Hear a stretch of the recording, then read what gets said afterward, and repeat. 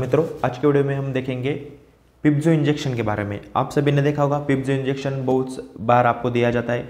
Generally saline के through देते हुए आपने बहुत बार इसको देखा होगा।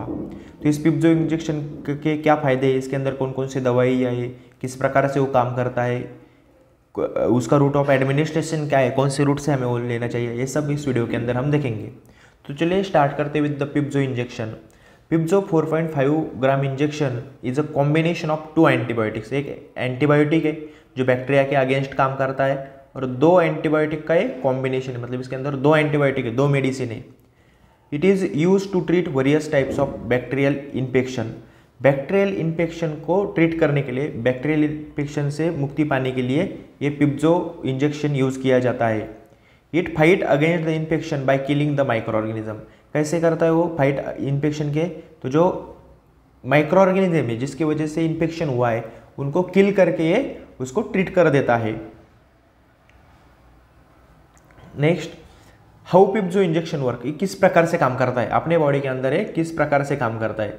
तो देखो, Pipzo 4.5 gram injection is a combination of two medicine. Pipzo के अंदर दो मेडिसिन है, दो एंटीबायोटिक, एक है पिप्रेसिलिन और एक है टैजोबैक्टम। पिप्रेसिलिन एंड टैजोबैक्टम। तो पहला जो है पिप्रेसिलिन, ये क्या है? It is an antibiotic. ये एंटीबायोटिक किस प्रकार से काम करते हैं पिप्रेसिलिन?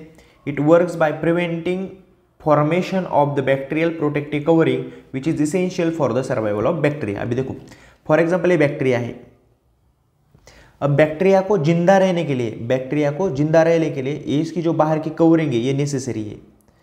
अब अगर एक कवरिंग हमने निकाल दिया, ये कवरिंग ही फॉर्म नहीं होने दिया, तो ये बैक्टीरिया जिंदा रहेगा क्या? नहीं।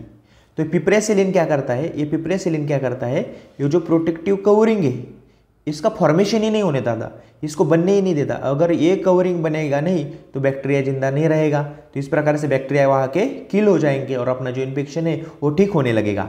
उसके बाद एक टैजोबैक्टम नाम का ये बीटा लैक्टमेज इनहिबिटर है। बीटा लैक्टमेज इनहिबिटर क्या होता है तो देखेंगे हम। Which reduces resistance and enhance the activity of piperacillin against the bacteria. अब इधर है रेजिस्टेंस का कंसेप्ट, ये याद रखो आप, बहुत इंपॉर्टेंट कंसेप्ट है। रेजिस्टेंस मतलब क्या? अगर फॉर एग्जांपल आप पिप्रेसिलिन सिंगल यूज कर रहे हैं, मतलब ऐसा आप दवा यूज कर रहे हैं जिसके अंदर सिर्फ पिप्रेसिलिन है, टैजोबैक्टम नहीं है, तो पिप्रेसिलिन के अंदर जो एक बीटा लैक्टम रिंग होती है, इसके स्ट्रक्चर के अंदर एक बीटा लैक्टम रिंग होती है, और ये जो बैक्टीरिया है ये बैक्टीरिया बीटा लैक्टमेज नाम का एक एंजाइम प्रोड्यूस करता है। बीटा लैक्टमेज एंजाइम इस एंटीबायोटिक, फॉर एग्जांपल अपने पास पिप्रेसिलिन के अंदर जो बीटा लैक्टम रिंग है उनको डिग्रेड करने का काम कौन करता है? बीटा लैक्टमेज एंजाइम करता है। बीटा लैक्टमेज एंजाइम कहाँ पे है? बैक्टीरिया के अंदर है। तो इसकी वजह से क्या होता है, जब हम दवाई लेंगे तो दवाई का असर नहीं होता, बैक्टीरिया को इसकी आदत हो जाती है पिप्रेसिलिन की, और पिप्रेसिलिन के प्रोटेक्शन के लिए ये बैक्टीरिया बीटा लैक्टमेज एंजाइम जो है वो प्रोड्यूस करता है, और बीटा लैक्टमेज पिप्रेसिलिन को इनएक्टिव कर देता है। तो ऐसे कंडीशन में इसके साथ पिप्रेसिलिन के साथ हमने और एक कॉम्बिनेशन लिया, कौन सा? टैजोबैक्टम। टैजोबैक्टम क्या है? Beta lactamase inhibitor. ये जो बीटा लैक्टमेज है कौन प्रोड्यूस कर रहा है? बैक्टीरिया। इसको इनहिबिट करने का काम कौन करता है? तो टैजोबैक्टम करता है। तो इसकी वजह से क्या हो जाता है, बैक्टीरिया जो रेजिस्टेंस प्रोड्यूस कर रहा था पिप्रेसिलिन के लिए तो ये कम हो जाएगा, और मतलब टैजोबैक्टम क्या करता है? पिप्रेसिलिन की एक्टिविटी बढ़ाता है।